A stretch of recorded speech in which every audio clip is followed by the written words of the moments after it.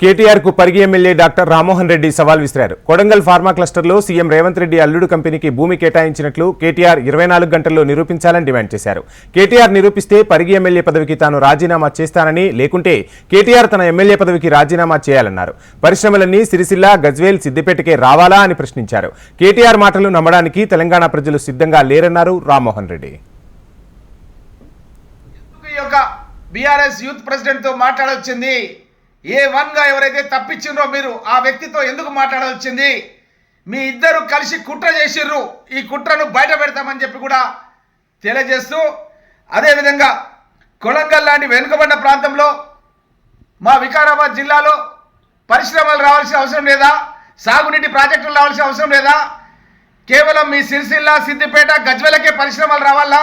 నీకు ఇప్పటికైనా కేటీఆర్ ఛాలెంజ్ చేస్తున్నా, నువ్వు ముఖ్యమంత్రి గారు అల్లుడు పరిశ్రమ పెట్టడానికి అప్లికేషన్ పెట్టినన్నావు.